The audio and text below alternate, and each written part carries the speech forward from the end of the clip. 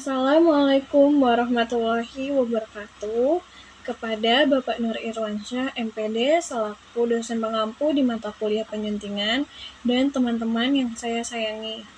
Pada kesempatan kali ini, kami kelompok 4 ingin mempresentasikan tentang ejaan yang disempurnakan edisi 5, yang meliputi penulisan huruf, penulisan kata, dan tanda baca. Selanjutnya, saya akan memperkenalkan anggota dari kelompok 4, yaitu yang pertama Sifanur Rohman dengan NPM 2020 21500 247, dan yang kedua ada saya sendiri, Nurul Arifah Bahira dengan NPM 2020 21500 163, yang ketiga ada Ferry Permana dengan NPM 2020 21500 126, dan yang terakhir ada Muni Saripain dengan NPM 2021 2157 9012. Selanjutnya, apa itu EYD? Ejaan Bahasa Indonesia yang disempurnakan atau disebut EYD adalah pedoman resmi yang dapat dipergunakan oleh instansi pemerintah dan swasta serta masyarakat dalam penggunaan bahasa Indonesia secara baik dan benar. Baik, terima kasih atas waktunya. Saya akan menjelaskan materi berikutnya, yaitu tentang penulisan huruf. Dalam penjelasan penulisan huruf, saya akan bagi menjadi 8. Yang pertama ada huruf abjad, yang kedua ada huruf vokal, yang ketiga ada huruf konsonan, yang keempat ada gabungan huruf vokal, yang kelima ada gabungan huruf konsonan, yang keenam ada huruf kapital, yang ketujuh ada huruf miring, dan yang kedelapan ada huruf tebal. Sekarang kita bahas satu persatu. Yang pertama, huruf abjad. Huruf abjad dalam bahasa Indonesia terdiri dari 26. Seperti yang kita ketahui bahwa huruf abjad itu seperti A, B, C, D, E, dan seterusnya sampai Z, itu jumlahnya ada 26. Nah, huruf abjad dalam penulisannya bisa ditulis dengan menggunakan huruf kapital, bisa juga dengan menggunakan huruf non kapital. Contohnya huruf B. Huruf B bisa ditulis dengan menggunakan huruf kapital, B besar, juga non kapital, B kecil. Nah, dalam pengucapannya itu terdiri dari dua huruf, yaitu antara B dan E. Nah, diucapkan B gitu ya. Nah, yang kedua ada huruf vokal. Huruf vokal dalam bahasa Indonesia dilambangkan menjadi 5 huruf, yaitu A, E, I, O, dan U. Nah, dalam penulisannya huruf vokal bisa ditulis di posisi awal, bisa ditulis di posisi tengah, bisa juga ditulis di posisi akhir. Contoh huruf vokal A, dari kata api, A-nya itu berada di posisi awal. Kemudian huruf vokal A, contoh di posisi tengah, ada di kata padi, A-nya berada di posisi tengah. Kemudian huruf vokal A, contoh di posisi akhir, di kata lusa, lusa, A-nya berada di akhir. Nah, itu adalah huruf vokal. Kemudian untuk membedakan pengucapan pada huruf E dalam huruf vokal itu harus diberikan atau diakritik. E-nya dikasih tanda atasnya, tanda apa dibilangnya, curek ya, tanda curek gitu. Jadi contohnya anak-anak bermain di teras. Nah, E-nya kasih tanda curek. Jadi itu bisa dibedakan. Ini bacanya E apa E gitu. Contoh lagi ada seret saja barang itu jika beratnya. Seret, seret, E-nya itu dikasih tanda curek. Kalau beratnya gak usah karena dibacanya berat gitu ya. Itu untuk membedakan pengucapan dalam huruf vokal.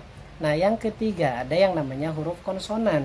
Konsonan dalam bahasa Indonesia dilambangkan menjadi 21 huruf, yaitu selain huruf vokal yang tadi. Ada B, ada C, ada D, ada F, ada G, ada J, dan sampai Z itu merupakan huruf konsonan. Jumlahnya ada 26. Nah, dalam penulisannya huruf konsonan itu juga dibagi menjadi 3. Bisa ditulis di posisi awal, bisa di posisi tengah, dan bisa di posisi akhir. Contohnya huruf konsonan B. Contoh di posisi awal, bahasa. Dalam kata bahasa, B-nya itu ada di posisi awal. Nah, kemudian contoh posisi tengah, ada di kata sebut. Nah, B-nya itu berada di tengah. Kemudian di posisi akhir, ada kata adab. Nah, itu huruf konsonan B berada di posisi akhir. Gitu ya. Nah, sekarang kita ke pembahasan yang keempat, yaitu gabungan huruf vokal. Gabungan huruf vokal itu dibagi menjadi dua, yaitu yang pertama monoftong dan yang kedua ada diptong. Apa itu monoftong? Monoftong dalam bahasa Indonesia dilambangkan dengan huruf vokal e yang dilafalkan e. Nah, monoftong e contohnya. Monoftong e juga bisa ditulis di posisi awal, di posisi tengah, dan juga di posisi akhir. Contohnya apa? Monoftong e, erih. Dalam kata eri, e-nya itu berada di posisi awal. Kemudian di posisi tengah apa katanya? Sedati. E-nya itu berada di tengah. Kemudian di posisi akhir ada di kata sade. Nah, sade, e-nya itu berada di akhir. Kemudian diptong. Diptong dalam bahasa Indonesia dilambangkan dengan gabungan huruf vokal ai, au, ei, dan oi. Nah, diptong juga bisa ditulis di posisi awal, di posisi tengah, dan di posisi akhir. Contohnya diptong ai dari kata aikido. Ai-nya ada di awal. Kemudian dari kata kailan, ai-nya berada di posisi tengah. Kemudian di posisi akhir apa? Dari diptong ai ada kata pandai. I-nya itu berada di posisi akhir. Nah, yang kelima ada gabungan huruf konsonan. Gabungan huruf konsonan itu terdiri dari 4. Ada KH, ada eng, ada ing, dan ada SY gitu ya tulisnya. Nah, melambangkan satu bunyi konsonan. Nah, gabungan huruf konsonan dalam contoh kata syarat. Nah, dalam gabungan huruf konsonan juga bisa ditulis di posisi awal, di posisi tengah, di posisi akhir. Contoh gabungan huruf konsonan SY, si gitu ya dibacanya. Contoh posisi awal ada syarat. Nah, SY-nya itu berada di awal. Kemudian di posisi tengah ada musyawarah. SY-nya ada di tengah. Kemudian ada di posisi akhir dari kata arsh. Arsh tulisannya ARASY gitu ya. Nah, itu merupakan gabungan huruf konsonan. Nah, yang keenam ada huruf kapital. Huruf kapital memiliki 23 macam yang pastinya bisa digunakan sesuai dengan kegunaannya masing-masing. Contoh yang pertama, ada huruf kapital yang digunakan sebagai huruf pertama awal kalimat.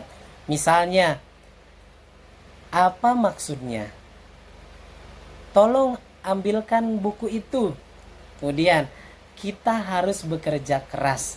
Nah, itu huruf kapital yang digunakan sebagai huruf pertama di awal kalimat. Kemudian ada juga huruf kapital digunakan sebagai huruf pertama unsur nama orang, termasuk julukan. Misalnya Amir Hamzah, kemudian Dewi Sartika, gitu ya, dan sebagainya. Nah, yang ketujuh ada huruf miring. Huruf miring digunakan untuk menuliskan judul buku, judul film, judul album, judul lagu, judul acara televisi, judul siniar, judul lakon, dan nama media massa yang dikutip dalam tulisan seperti atau termasuk dalam daftar pustaka. Misalnya, saya sudah membaca buku Salah Asuhan karangan model Abdul Muiz, karangan Abdul Muiz.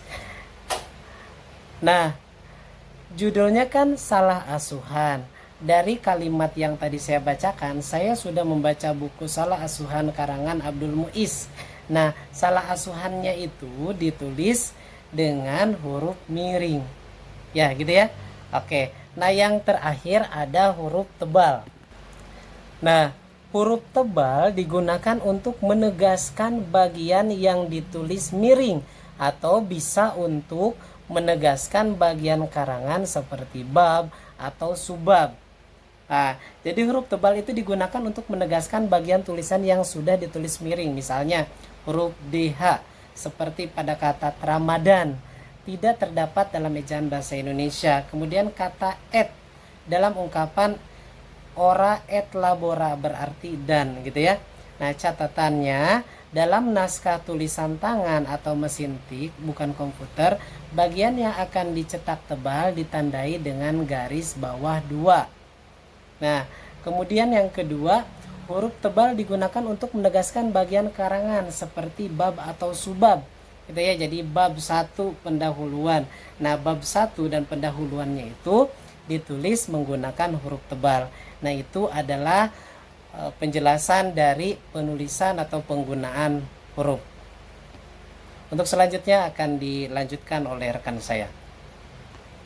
Baik, selanjutnya adalah bagian penulisan kata. Di sini saya akan menguraikan 10 macam penulisan kata. Yang pertama adalah kata dasar. Kata dasar itu ditulis secara mandiri. Misalnya, contoh kata kantor, pergi, ramai, dan sangat. Yang kedua adalah kata turunan atau kata berimbuhan. Kata berimbuhan adalah kata dasar yang telah diberi imbuhan, baik berupa awalan atau prefix, sisipan atau infiks, akhiran atau sufiks, serta awalan akhiran atau konfiks. Karena pemberian imbuhan tersebut, kata turunan mengawali pergeseran makna. Misalnya, berjalan gabungan kata dari ber dan jalan, atau mempermudah gabungan dari kata memper dan mudah. Dalam kata berimbuhan juga ada bentuk-bentuknya, seperti kata yang mendapat bentuk terikat ditulis serangkai jika mengacu pada konsep keilmuan tertentu. Misalnya, adibusana, aerodinamika, atau antar golongan. Bentuk lainnya adalah kata yang diawali huruf kapital dan mendapat bentuk terikat digunakan dengan tanda hubung. Misalnya, non-Indonesia, pan-Afrika, atau pro-barat. Ada juga bentuk ulang yang ditulis dengan menggunakan tanda hubung di antara unsur-unsurnya. Misalnya, anak-anak, buku-buku, hati-hati, atau mencari-cari. Ada juga bentuk ulang gabungan kata yang ditulis dengan mengulang unsur pertama. Contohnya kapal barang menjadi kapal-kapal barang, atau kereta api cepat yang menjadi kereta-kereta api cepat. Selanjutnya adalah gabungan kata. Unsur gabungan kata termasuk dalam istilah khusus dan ditulis secara terpisah. Misalnya, cenderamata, ibu kota, kambing hitam, atau mata acara. Selanjutnya adalah poin keempat, yaitu pemenggalan kata. Bila pemenggalan kata menggunakan kata dasar, maka yang harus dilakukan adalah huruf vokal yang berurutan. Pemenggalannya dilakukan di antara dua huruf vokal itu. Misalnya adalah buah atau main. Maka, bila pemenggalan kata ada pada kata perimbuhan, harus dilakukan di antara bentuk dasar dan unsur pembentukannya. Misalnya adalah berjalan atau diambil. Jika kata terdiri atas dua unsur atau lebih, dan salah satu unsurnya itu dapat bergabung dengan unsur lain, pemenggalannya dilakukan di antara unsur-unsur itu. Misalnya, biografi menjadi bio dan menggunakan kata hubung grafi, atau bisa juga biodata menjadi bio dan data menggunakan kata hubung tersebut. Jika digunakan pada nama orang yang terdiri atas dua kata atau lebih pada akhir baris, maka harus dipenggal di antara kata tersebut. Misalnya, pencetus nama bahasa Indonesia dalam Kongres Pemuda adalah Muhammad Tabrani. Dengan itu, Muhammad ada di bagian atas dan Tabrani ada di bagian bawah. Lanjut ke poin kelima, yaitu kata depan. Kata depan seperti di, ke, dan dari ditulis terpisah dari kata yang mengikutinya. Misalnya adalah di mana dia sekarang, atau mereka ada di mana-mana. Selanjutnya adalah partikel yang ada di poin ke-6. Partikel lah, kan, dan ta ditulis serangkai dengan kata yang mendahulinya. Misalnya, bacalah buku itu baik-baik, atau bertepuk tanganlah mengikuti irama. Atau partikel pun ditulis terpisah dari kata yang mendahulunya. Misalnya, apapun permasalahan yang muncul, dia dapat mengatasinya dengan bijaksana. Atau bisa juga bentuk pun yang merupakan bagian kata penghubung seperti berikut diserangkai. Kayak adapun, andaipun, ataupun, bagaimanapun, biarpun, jikapun, atau kalaupun. Partikel per yang berarti demi, tiap, mulai, atau melalui ditulis terpisah dari kata yang mengikutinya. Misalnya, mereka masuk ke dalam ruang rapat 1/1, atau harga kain itu 50.000 per meter. Selanjutnya poin ke-7 yaitu singkatan dan akronim. Singkatan nama orang, gelar, sapaan, atau pangkat diikuti dengan tanda titik di setiap unsur singkatan itu. Misalnya, AH Nasution yaitu singkatan dari Abdul Haris Nasution. Atau contoh lainnya adalah MBA yang singkatan dari Master of Business Administration. Lain halnya dengan singkatan nama orang dalam bentuk inisial yang ditulis tanpa tanda titik. Contohnya adalah SDD, singkatan dari Sapardi Djoko Damono. Singkatan termasuk akronim yang terdiri atas huruf awal. Setiap kata ditulis dengan huruf kapital tanpa tanda titik. Contohnya adalah Persatuan Guru Republik Indonesia yang disingkat menjadi PGRI.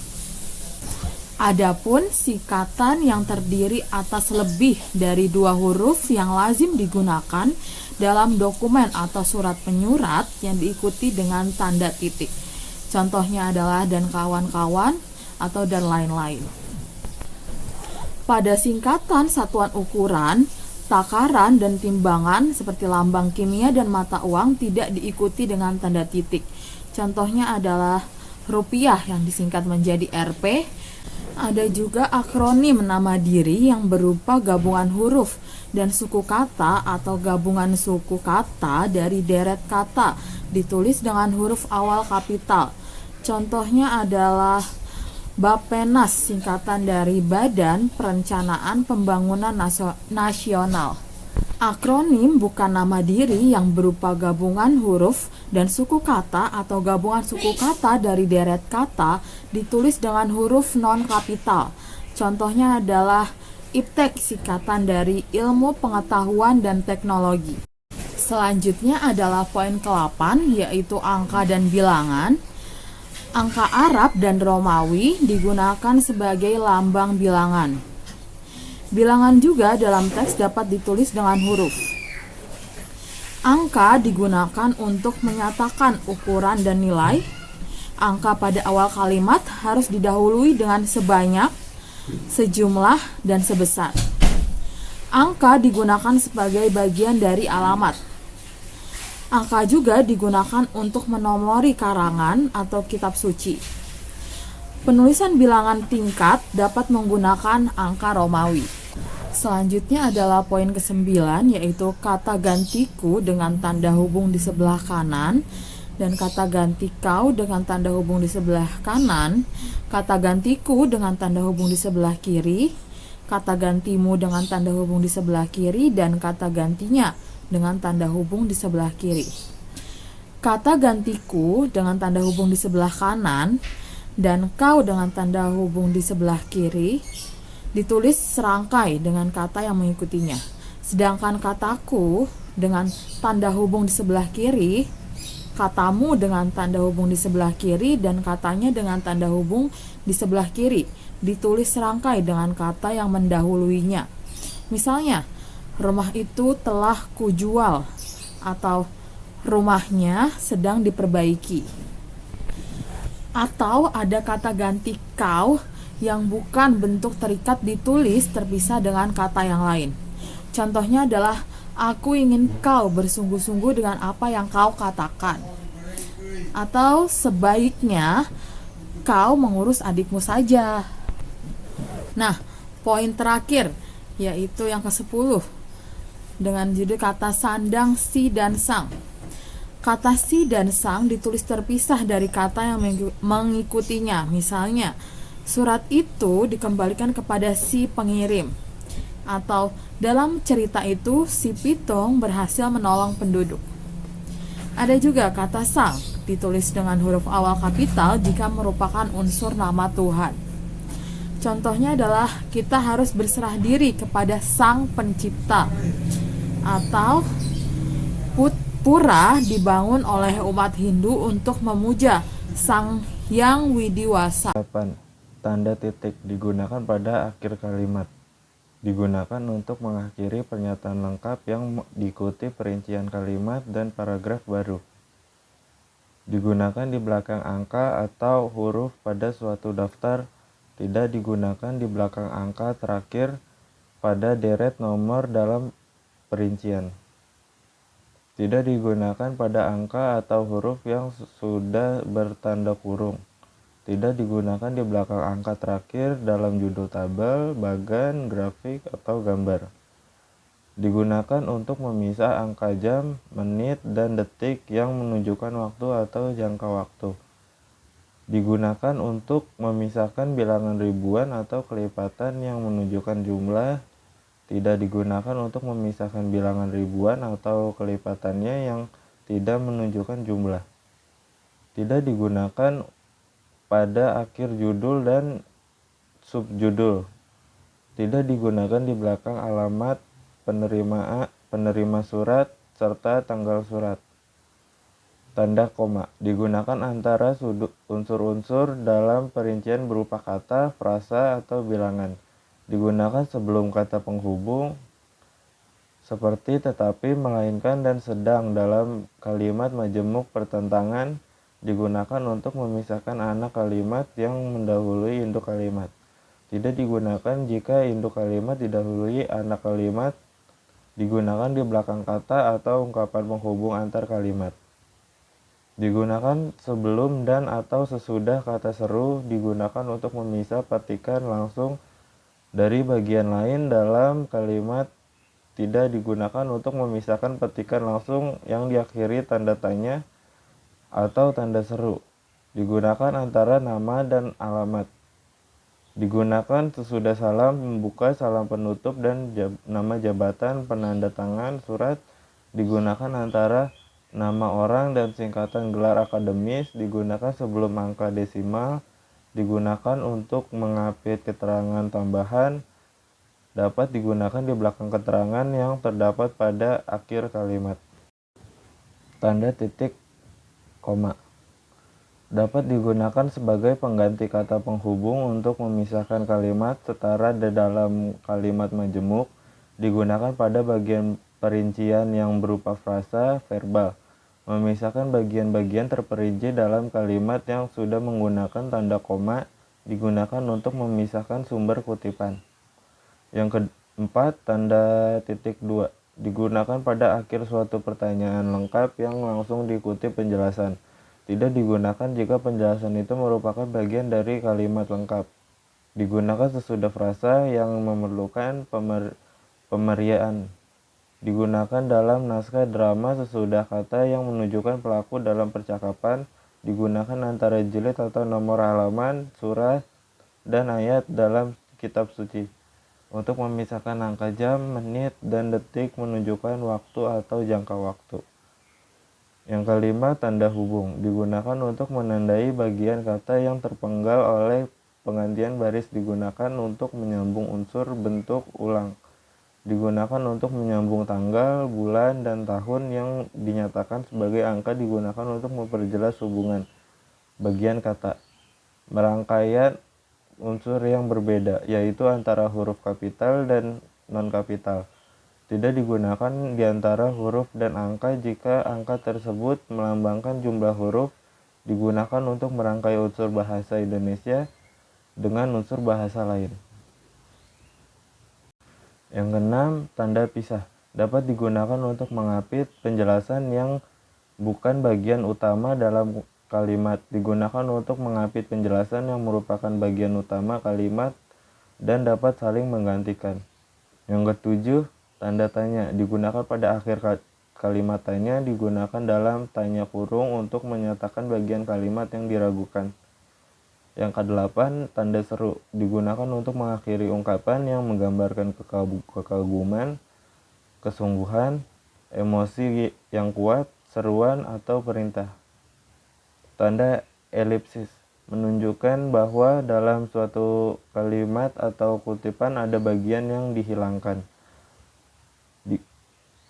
Digunakan untuk menulis ujaran yang tidak selesai dalam dialog. Digunakan untuk menandai jeda panjang dalam tuturan yang dituliskan. Diakhiri kalimat diikuti dengan tanda baca akhir kalimat berupa tanda titik, tanda tanya, atau tanda seru. Yang ke-10, tanda petik. Digunakan untuk mengapit petikan langsung yang berasal dari pembicaraan, naskah, atau bahan tertulis lain. Digunakan untuk mengapit judul puisi, judul lagu, judul artikel, dan lain-lain. Digunakan untuk mengapit istilah ilmiah yang kurang dikenal atau kata yang mempunyai arti khusus. Yang ke-11, tanda titik tunggal. Digunakan untuk mengapit petikan yang terdapat dalam petikan lain. Digunakan untuk mengapit makna, padaan, atau penjelasan kata atau ungkapan. Yang ke-12, tanda kurung digunakan untuk mengapit keterangan tambahan seperti singkatan atau padanan kata asing. Digunakan untuk mengapit keterangan atau penjelasan yang bukan bagian utama kalimat. Untuk mengapit kata yang keberadaannya di dalam teks terdapat dimunculkan atau dihilangkan. Yang ke-13, tanda kurung siku digunakan untuk mengapit huruf, kata, atau kelompok kata sebagai koreksi. Digunakan untuk mengapit keterangan dalam kalimat penjelas yang terdapat dalam tanda kurung. Yang ke-14, tanda garis miring digunakan dalam nomor surat, nomor pada alamat, dan penandaan masa 1 tahun sebagai pengganti kata dan atau serta setiap digunakan untuk mengapit huruf atau kelompok kata sebagai pengurangan atas kesalahan atau kelebihan di dalam naskah asli yang ditulis oleh orang lain. Yang ke-15, tanda apostrof dapat digunakan untuk menunjukkan penghilangan bagian kata atau bagian angka tahun dalam konteks tertentu. Selanjutnya, saya akan menyampaikan kesimpulan dari materi yang sudah dibahas, yaitu penggunaan ejaan yang disempurnakan atau EYD sangat dibutuhkan dalam penulisan karya tulis ilmiah, agar sebuah karya tulis ilmiah tersebut dapat tersusun dengan baik dan mudah dipahami, dan untuk menghindari banyaknya kesalahpahaman penggunaan dalam kaidah bahasa Indonesia. Maka, dalam ejaan bahasa Indonesia yang disempurnakan atau EYD, terdapat aturan-aturan yang harus diperhatikan, yakni penggunaan huruf, penulisan kata, serta penggunaan tanda baca pun perlu diperhatikan, seperti tanda titik, tanda koma, tanda titik koma, tanda titik dua, tanda hubung, tanda tanya, tanda seru, dan tanda apostrof. Penulisan kata sendiri digunakan untuk membentuk suatu kata atau kalimat yang benar, sehingga penggunaan jika digunakan dalam penulisan kata atau kalimat, polanya akan sesuai dengan unsur-unsur penulisan kata atau kalimat. Kemudian, penggunaan tanda baca perlu diperhatikan dalam penulisan karya tulis atau karya ilmiah. Masing-masing tanda baca memiliki aturan dan tata letak penggunaannya, sehingga kita harus cermat dalam menggunakan tanda baca dan menempatkan tanda baca pada aturan yang telah ditetapkan. Demikian materi yang bisa kami sampaikan. Kurang lebihnya mohon maaf. Terima kasih atas perhatian dan waktunya. Wabillahi taufiq wal hidayah. Wassalamualaikum warahmatullahi wabarakatuh.